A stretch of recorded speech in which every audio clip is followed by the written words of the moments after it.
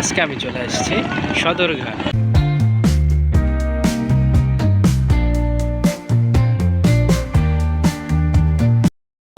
রাত্রেবেলা আসছিলাম, ভিডিওটা যেন এই ভিউটা সুন্দরভাবে আপনাদের দেখানো যায়।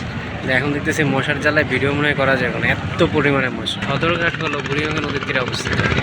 বুড়িগঙ্গা নদীটি তৈরি হয়েছে, মেন উৎস হচ্ছে ধলেশ্বরী নদী, এবং এটা প্রায় 400 বছর আগে এই বুড়িগঙ্গা নদীর তীরে গড়ে উঠেছিল ঢাকা শহর। তো নর্মালি সদরঘাটকে নিয়ে কথা বলতে গেলে বুড়িগঙ্গা নিয়ে কথা বলতে হবে, এটা স্বাভাবিক। সাথে পাশাপাশি ঢাকার ইতিহাসও চলে আসবে। সদরঘাট 17শো শতাব্দীতে চালু হয় এবং 21 শতকে এটার চাহিদা এত পরিমাণে বেড়ে যায় তা বলার বাইরে। মূলত দক্ষিণ অঞ্চলের সাথে নৌযান কেন্দ্রিক যোগাযোগের মূল কেন্দ্রটাই হচ্ছে সদরঘাট। যে ঢাকা তৈরি হয়েছে কীভাবে, তাহলে মেন হিস্ট্রিটা কিন্তু এই বুড়িগঙ্গা নদী বা সদরঘাট বলতে পারেন। যোগাযোগ ব্যবস্থায় ওই সময় কিন্তু নদীপথে বেশি হতো, এই জন্য এই এরিয়াতে ঢাকাটা তৈরি হয়েছে বুড়িগঙ্গা নদীর তীরে এই সদরঘাটকে কেন্দ্র করে, কারণ এখানে যাতায়াত ব্যবস্থা খুব সহজ ছিল অন্যান্য অঞ্চলগুলোর থেকে। এবং ঢাকা পূর্ব নাম ছিল জাহাঙ্গীরনগর, যেটাকে বদলায় এখন বর্তমানে এটার নাম ঢাকা।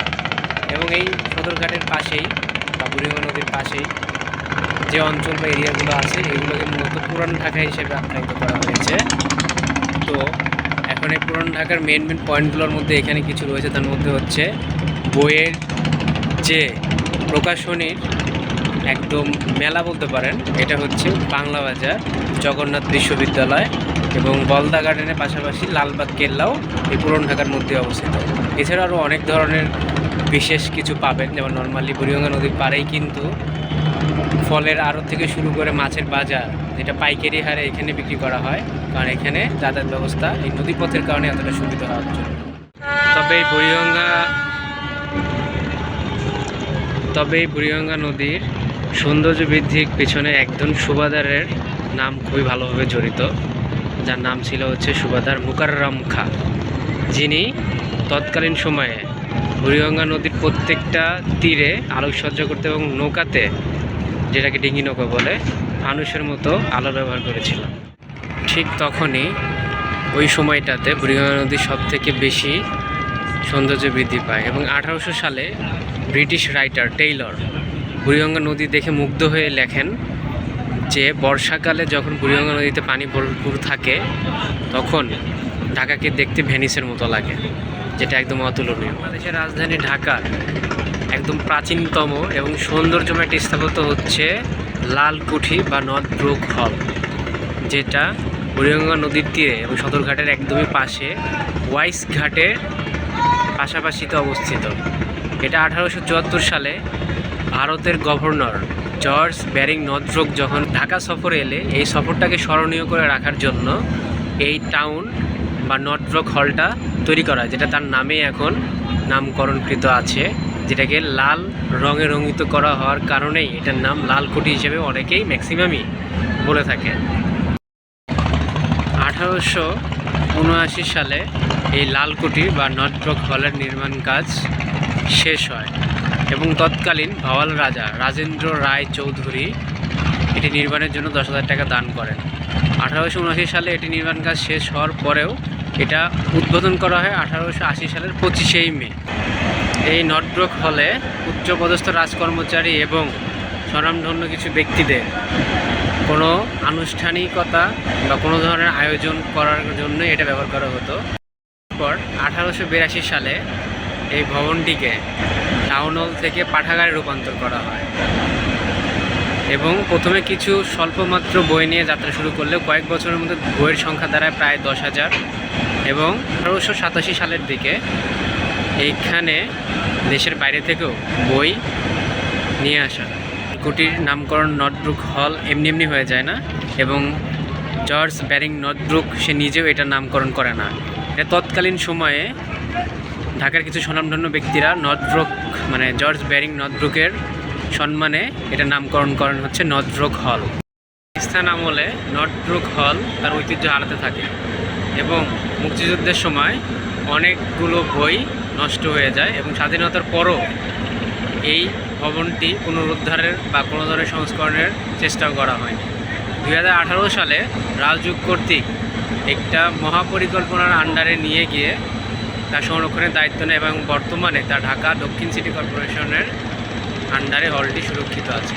2016 পর থেকে আর ব্যবহার করা হচ্ছে না, কারণ এটা এখন প্রায় ভঙ্গুর প্রকৃতি। তবে এটার সামনের ভাগে এখন বর্তমানে গ্রন্থনালয় হিসাবে ব্যবহার করা হচ্ছে। আসলে নৌকার এত সাউন্ডে কিছু বলাই যাচ্ছে না। আচ্ছা, এই লালকুঠি ঘাটে এরপরে তেমন বিশেষ কিছু আর হয় নাই। তবে 1926 সালে 7ই ফেব্রুয়ারি বিকেলের দিকে রবীন্দ্রনাথ ঠাকুরকে পিপলস অ্যাসোসিয়েশনের পক্ষ থেকে একটি মানপত্র পাঠ করা হয় এবং এরপরে 2016 পর থেকে ভূমুকৃতি হওয়ার পর আর তেমন ইউজ করা হয় না এটা। এখন বর্তমানে এটা জাস্ট একটা গ্রন্থাগার হিসেবে ব্যবহার করা হয় এবং এর সামনের রাস্তাটার নাম হচ্ছে নর্থরক হল রোড।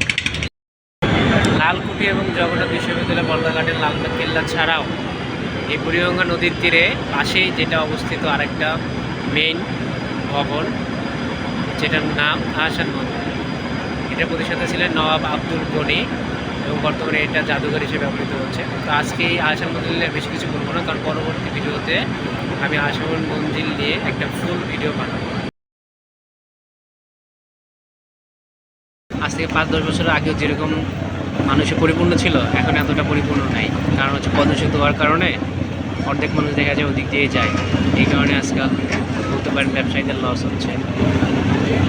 দিকে দেখলাম মুড়ি মাখা বিক্রি করতেছে, চলেন দেখি দুর্ঘাটের মুড়ি মাখা কেমন। বাবা 20 টাকা ঝাল দিয়ে মুড়ি মাখা দিবা।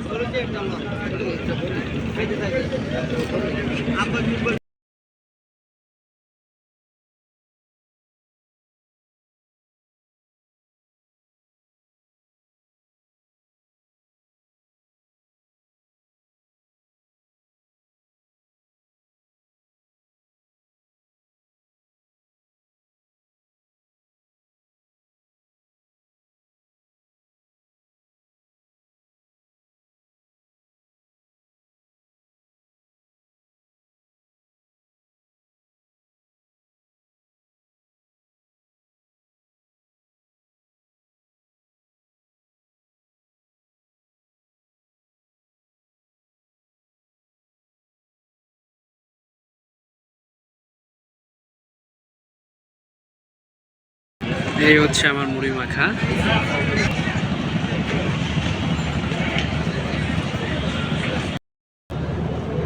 খেয়ে দেখি কেমন।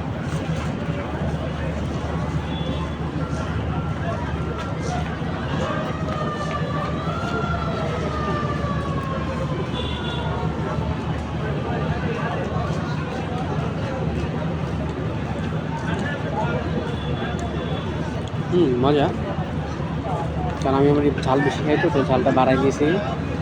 সাথে কিছু ছোলা, আলু, পেঁয়াজ, কাঁচামরিচ, ধনিয়া পাতা, সরিষার তেল এবং হালকা একটু লেবু। টোটালি দেখা যায় ভালো, খারাপ না।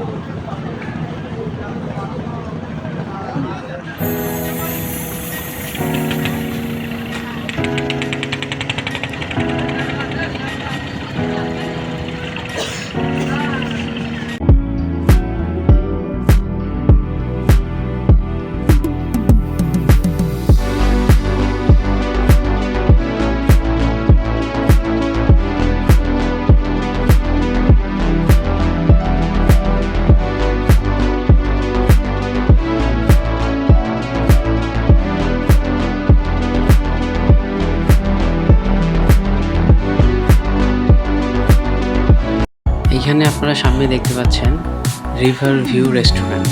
এটা হচ্ছে একদম টপ ফ্লোরে, ওখান থেকে লুকিংটা আরও জোস লাগে। ইনশাল্লাহ নেক্সট টাইম আমরা এটাতে যাবো। তো ভালো লাগলে লাইক, শেয়ার, সাবস্ক্রাইব করবেন।